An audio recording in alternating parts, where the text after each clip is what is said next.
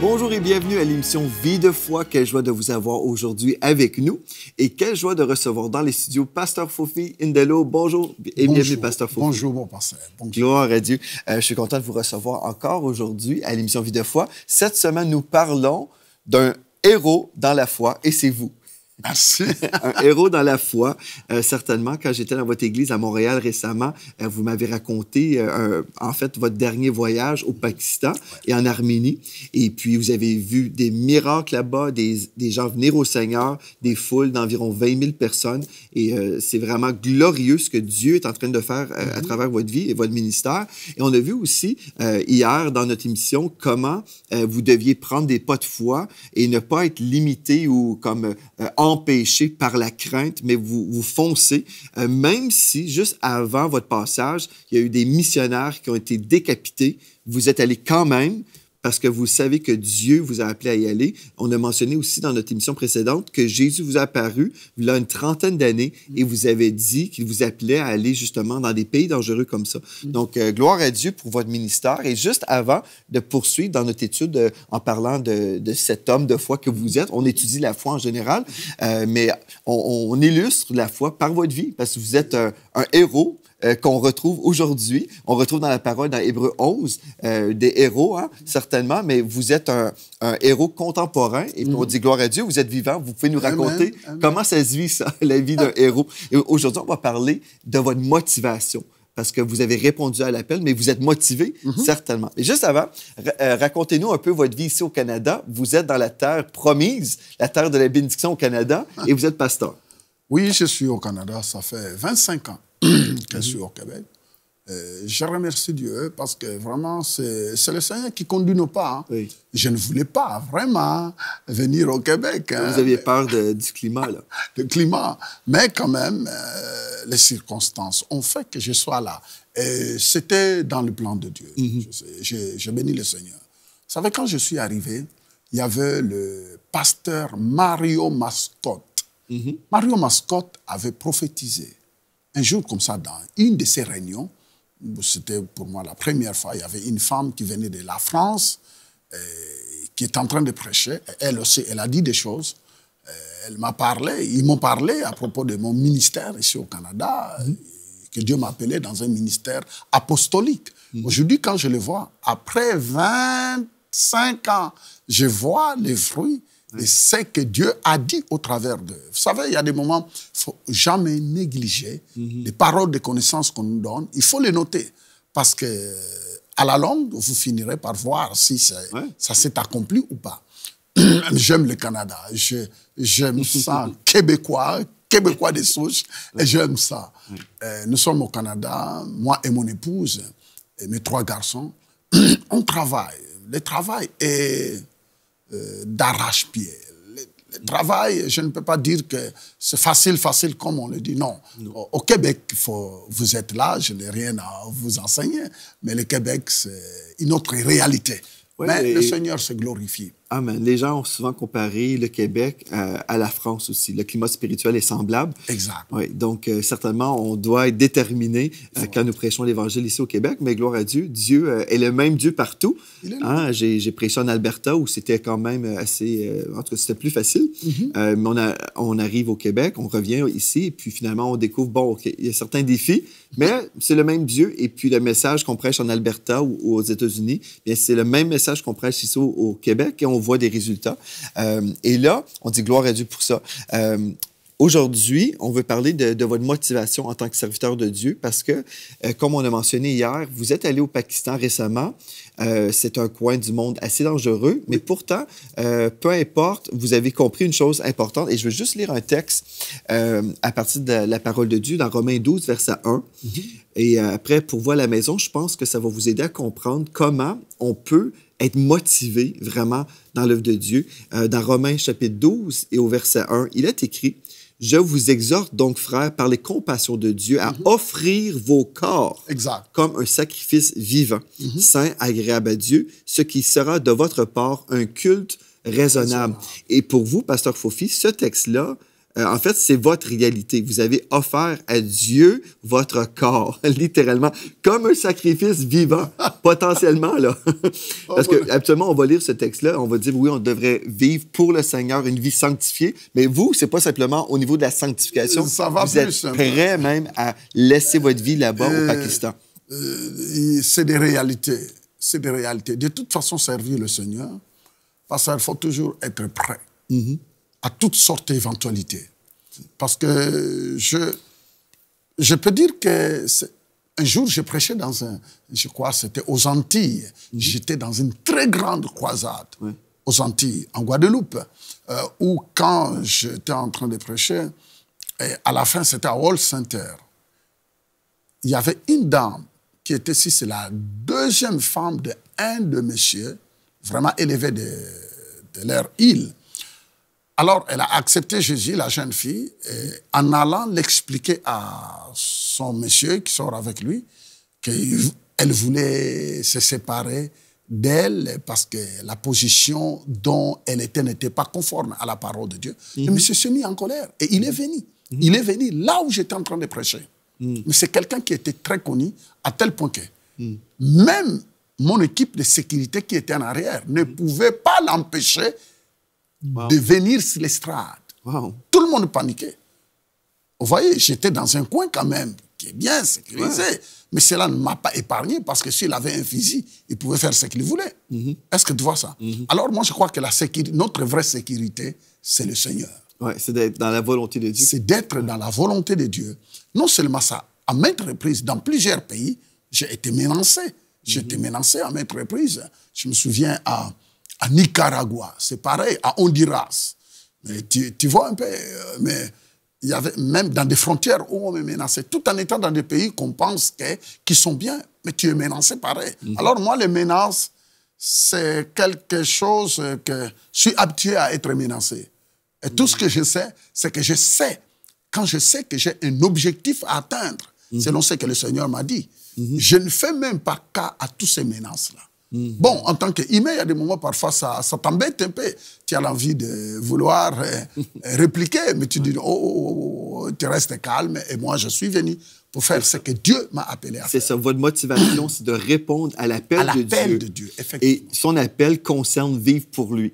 Exact. Vous vivez pour le Seigneur. Exact. Et une fois, il y a quelqu'un qui me disait, mais t'as pas peur d'aller dans tel pays?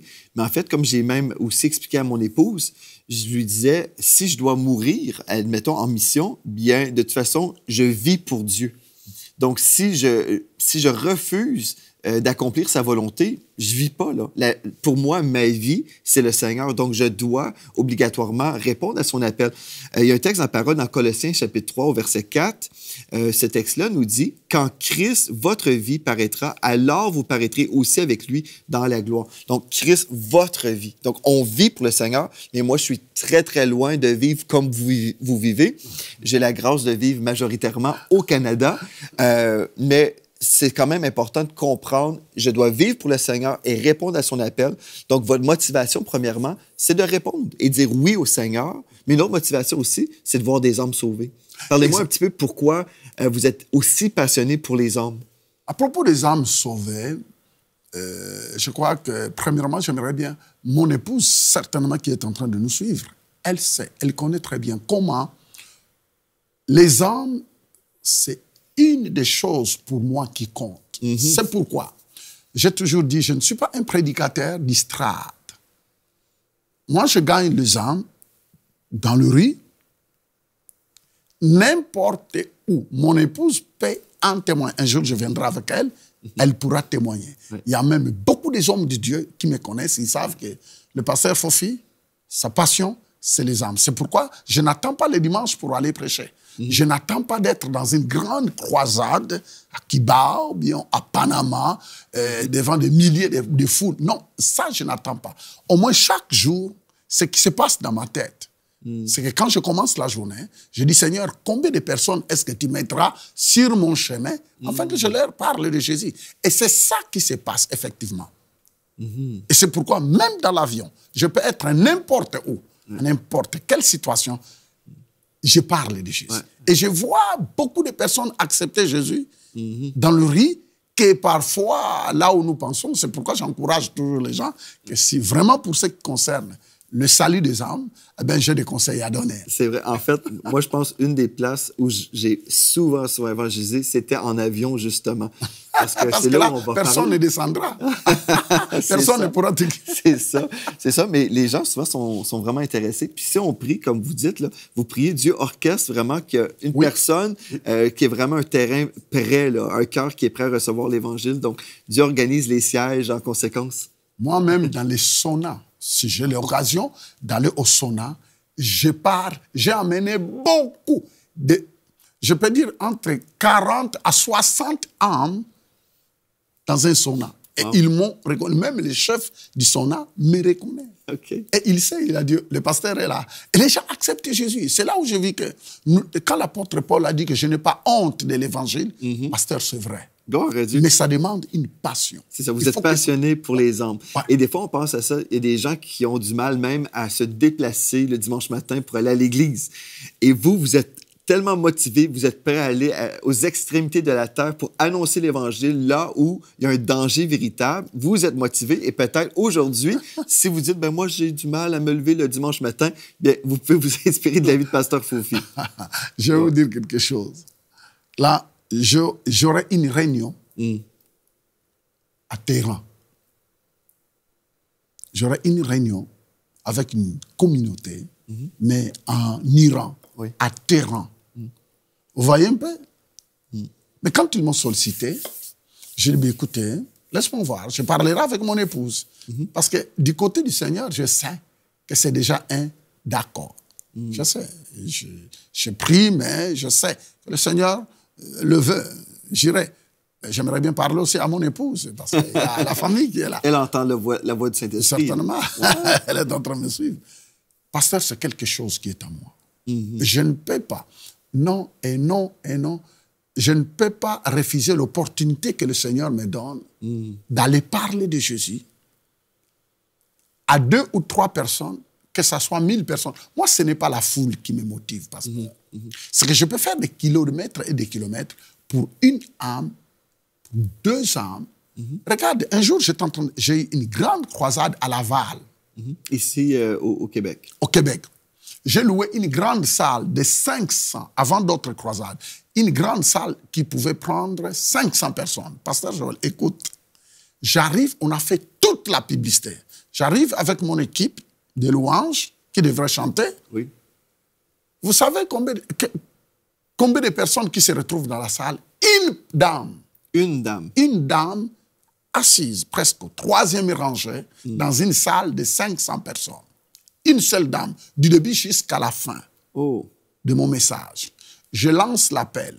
Est-ce qu'il y a-t-il quelqu'un qui veut accepter Jésus dans la salle? C'est cette dame-là qui se lève, qui accepte Jésus. Vous avez eu 100% de réussite. Écoute, pasteur, le dimanche, cette dame vient à l'église. Elle a amené 5 autres personnes. Le dimanche suivant, elle a amené 15. Wow. Et cette dame-là, chaque dimanche, elle a amené des âmes. Parce que tu te rends compte, si je m'étais découragé en disant une salle de 500 personnes, j'ai qu'une seule dame. Effectivement, la croisade a été faite exactement pour elle. Parce qu'elle était l'unique. Ben, on va regarder des photos de votre dernière croisade que vous avez eue en Arménie. On va regarder quelques photos maintenant, parce que vous avez heureusement des fois plus qu'une seule personne, n'est-ce pas? Ça, c'est au Pakistan. OK. Donc, ça, c'est au Pakistan. Au Pakistan, oui. Oui, et je pense qu'on va voir aussi dans d'autres émissions d'autres photos. À Punjab. Donc, ici, vous étiez en train de prêcher l'Évangile. Dans quelle ville? Oui. À Punjab. Je crois qu'à Punjab. C'était puissant parce que la foule était là, dans tous les sens. Et il y avait des militaires partout, des policiers, ainsi de suite. Mais vous voyez un peu là, comment les gens sont réceptifs. Regardez un peu les dames, parce que les femmes sont de l'autre côté, si vous regardez bien, les hommes de l'autre côté. On peut aller à la prochaine? Oui, donc, OK. Oui, vous voyez, ici, on montre des femmes. Et de l'autre côté, des hommes. Mais à perte de vue, plein. Mais ce qui m'a touché, c'est qu'ils étaient là. Elles buvaient la parole. Wow. Elles suivaient les détails. Pasteur, ça m'a motivé. Ouais. Il y a des places, quand je commençais à prier, on me donnait des bébés. Là, on voit un monsieur avec sa chaise roulante. Vous voyez ce qu'il soulève là? C'est la chaise roulante. Guéri. Gloire à Dieu. La puissance de Dieu était présente. Dieu était en train d'opérer, mais des choses incroyables. Ouais. Vous voyez, avec tout ça, on n'a pas l'envie, on ne craint pas des balles. On ne craint pas. À un certain moment, on oublie qu'on peut tomber d'une minute à une autre à une balle. Mais on dit, on continue. Je pense qu'il reste une dernière photo. Donc ici, vous étiez en train de prêcher encore une fois. Oui, et vous étiez en train de me dire juste avant l'émission que pendant que vous étiez en train de prêcher, vous avez ressenti dans l'esprit qu'il y avait un certain danger et vous vouliez dire à votre garde du corps de prier. Ça, c'était en Arménie. OK. Ça, c'était en Arménie. OK. Allez-y, mais racontez quand même. En fait, en Arménie, comment Dieu j'étais dans un endroit, il y avait beaucoup de monde. J'étais en train de prêcher. Et finalement, j'ai senti qu'il y a quelque chose qui ne passe pas dans la foule, là, en Arménie. Alors, je pensais dans mon cœur, je dis non, il faut que le frère Christian commence à prier. Alors, je voulais le regarder. Mais justement, au moment où j'étais en train de dire, il fallait quand même que le frère commence à prier. Directement, il a commencé à prier. Et il était à côté du pasteur qui nous a accueillis dans la foule. Il commence à prier, mais à sa grande surprise, le pasteur lui dit, « Monsieur, tu as étudié l'Arménie où ?» Wow. Il parlait en arménien. En arménien. Le pasteur lui dit, « Monsieur, tu parles arménien ?» Elle dit, « Mais non, je n'ai jamais appris, je ne connais pas l'Arménie. » Elle dit, « Monsieur, vous êtes en train de parler en... » Et qu'est-ce que c'est? Vous êtes en train de louer Dieu, mais en Arménie. Ah, pasteur. Et il fallait voir l'onction qu'il y avait, les miracles qui a eu lieu ce soir-là. Mais c'était des miracles incroyables. Dieu s'est manifesté. C'est la première fois vraiment qu'on faisait cette expérience-là. Moi, je suis en train de penser, lui directement démarre l'intercession et il commence à louer le Seigneur en Arménie. Ah, wow. Wow, c'est vraiment merveilleux. Vous étiez connecté dans l'esprit. Donc, une des choses aussi, vous avez cette motivation non seulement de répondre à l'appel de Dieu, de voir des âmes sauvées, mais aussi de voir des signes, des prodiges et des miracles. Et certainement, ça, ici, ce que vous venez de nous témoigner, vous venez de révéler que oui, les dons du Saint-Esprit sont certainement encore pour nous aujourd'hui. Le don des langues existe encore, certainement. Pasteur, dans des lieux comme le Pakistan, si vous voulez seulement expliquer la parole, sans la confirmation que réellement Jésus-Christ est vivant, alors vous faites fausse route. Vous savez qu'il y a des moments, je voulais commencer à prêcher, mais je demandais dans la foule. Je disais, apportez-moi les sourds muets. Les sourds muets. Et la foule montait avant de commencer à prêcher. Il montait la foule. Quand je dis la foule montait des sourds muets. Il y a beaucoup de sourds muets là-bas. Beaucoup. Alors, je disais, je vais prier pour eux. Si vous voyez la guérison, vous devez savoir que ce n'est pas moi, mais c'est Jésus. Et vous comprendrez que c'est Jésus que j'ai dit, que j'explique ici, est réellement ici. Pasteur, on n'avait même pas le temps de... On disait, au nom de Jésus, tout le monde, tous, en un clin d'œil, pan, guéri, la langue se débloquait, commençait à parler, les oreilles s'ouvraient, j'entendais seulement la foule pousser des cris. Waouh! Mais tu vois, le chemin était déjà préparé. Les gens étaient prêts maintenant d'entendre l'évangile. C'est une autre façon de faire les choses que j'ai compris.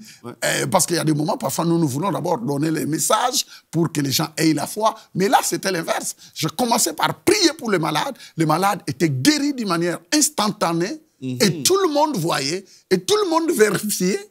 Vous avez vu exemple d'autres pieds qui se sont allongés. C'était devant les caméras. Vous voyez l'écart des deux pieds. Et quand tout le monde devant les écrans voyait le pied s'allonger, les gens répondaient par des cris. Et beaucoup de musulmans, la plupart c'est des musulmans. Pasteur, maintenant quand je parlais, je pouvais parler 15 minutes seulement de messages et je demandais qui voulait accepter le Seigneur. C'est la foule qui acceptait Jésus. La foule, presque les 3/4 de la foule donnaient leur vie à Jésus. Donc, c'est vraiment pas une présentation intellectuelle. Non. Parce que, comme vous dites, si on arrive avec un beau discours, les gens peuvent juste penser, bon, c'est juste une autre religion. Exactement. Et vous arrivez avec la présentation d'une personne. D'une personne. Une personne vivante. Jésus qui est guéri encore aujourd'hui. Effectivement. C'est ça l'évangile, pasteur. C'est ça l'évangile. Je crois que même ceux qui nous suivent doivent comprendre que l'évangile ne doit pas être compliqué. L'évangile ne doit pas rester tout simplement sur l'herméneutique ou bien quoi que ce soit. L'évangile, je crois qu'elle demande la démonstration. Ouais. Et je bénis le Seigneur parce que je vis cela au Cuba lors de mes croisades au Cuba. Je vis cela en République de Panama. Je vis cela en Nicaragua, en Honduras, à El Salvador, dans plusieurs pays du monde. Je vis ça. Je vis ça. Et ça, c'est une grande motivation aussi de voir le Seigneur se glorifier dans vos réunions. Oui, il s'est glorifié. Dites-moi, pasteur Fofi, bon, vous avez été motivé en servant le Seigneur depuis des années, mais avant de voir ces miracles-là, est-ce que vous aviez des inspirations, des personnes qui vous motivaient à l'œuvre de Dieu? Je sais que vos fils ont des noms assez oui. particuliers. Quelqu'un, les hommes de Dieu que je n'oublierai jamais, qui ont marqué ma vie personnellement. Oui. Un jour, j'étais avec Tel Osborne, avec sa femme Daisy, à Panassac, en France, dans le sud de la France. Oui. Et vous savez, je n'oublierai jamais des paroles que Tel Osborne et Daisy Osborne m'ont dit. Oui. Et elles ont prié pour moi. Une autre fois, c'était avec le docteur Lester Samral. Et en dépit de cela, c'était, s'il y a quelqu'un vraiment, mon premier fils s'appelle Kenneth. C'est le pasteur, le docteur Kenneth Hagin. Oh, il m'a beaucoup inspiré. Ouais. J'ai tellement lu de ses livres, je l'ai suivi tellement. Il y a beaucoup, mais surtout eux qui m'ont marqué. Ouais. Le docteur Lester Samral, le docteur Hagin, Tel Osborne, ils m'ont beaucoup aidé. Et beaucoup d'autres ministres de Dieu qui ont été une bénédiction pour moi. Ça veut dire mes antécédents, c'est que j'ai suivi des personnes réellement qui avaient quelque chose. C'est ça, mais vous avez été inspiré, et l'apôtre Paul l'a dit aussi, suivez mon exemple. Hein? Donc, aujourd'hui, il y a des gens qui sont là à la maison, vous dites, « Ah, j'aimerais ça, vivre le miraculeux, j'aimerais ça, prier et voir des miracles comme pasteur Fofi. » Donc, aujourd'hui, vous pouvez être inspiré par le pasteur Fofi et faire la même chose. Mais je suis certain qu'il y a des gens à la maison qui disent, « Pasteur Fofi, c'est très bien. Bon, vous allez en mission, vous priez pour les malades, les gens sont guéris. Moi, je prie pour mon ami, la personne reste malade, mais qu'est-ce qui se passe? Dis-moi, pasteur Fofi, c'est quoi le secret? Pasteur, une des choses que je peux dire ici, c'est que même les gens qui me connaissent le diront. Pasteur, vous savez, dans le ministère, surtout dans le ministère des miracles, des guérisons, ça demande, non seulement tu dois avoir la foi, parce que moi, dans ma nature, je n'aime pas les à peu près, je n'aime pas. Je crois que même le Seigneur sait que moi, tout ce qui est à peu près, je n'aime pas. Ou c'est ça, ou ce n'est pas ça. Deuxièmement, ça demande non seulement la foi, mais ça demande le courage. Vous savez, pasteur, nous vivons une époque où les gens ne veulent pas risquer. Ils se disent, et si j'essaye et que rien ne se passe. J'ai toujours dit, je ne suis pas l'auteur de la Bible. Je l'explique, même dans des foules. Je leur dis, écoutez, je n'ai pas froid aux yeux, je n'ai aucune crainte de prier pour vous, parce que je ne suis pas l'auteur de la Bible, mais je connais l'auteur de la Bible. J'ai une relation avec lui. Et il faut avoir l'audace. Aujourd'hui, il n'y a pas de miracle qui se manifeste dans la réunion de beaucoup des hommes de Dieu, tout simplement parce qu'il leur manque le courage et l'audace de oser. Je ne peux pas dire qu'ils n'ont pas la foi. Si, ils ont la foi. Ils ont la foi. Mais il leur manque le courage et l'audace. Bon, autre chose aussi, moi je crois que j'aime être sincère. Je dis aux gens, je sais qu'il y a beaucoup des abus, surtout dans le domaine des miracles. Hein. Il y a beaucoup de personnes qui ont fait croire aux gens qu'ils étaient guéris, ainsi de suite. C'est ça. Ça, je n'aime pas ça. Et j'aime voir vraiment d'une manière palpable, authentique, que la personne a été guérie. Et c'est ça, c'est pourquoi je crois que Dieu connaît mon cœur. Et presque dans tout endroit que nous allions, Dieu se glorifie. Je sais. Est-ce que vous croyez que ce que vous avez vécu, que c'est vraiment disponible pour les personnes à la maison? Effectivement. Même de là où ils sont, même de là où tu es, je ne sais pas tu es dans quel pays, mais le Seigneur est capable de te guérir de là où vous êtes. Premièrement, il y a la grande guérison que tu as besoin, premièrement. Tu as besoin de la guérison de ton âme. Tu as besoin de recevoir la vie de Dieu.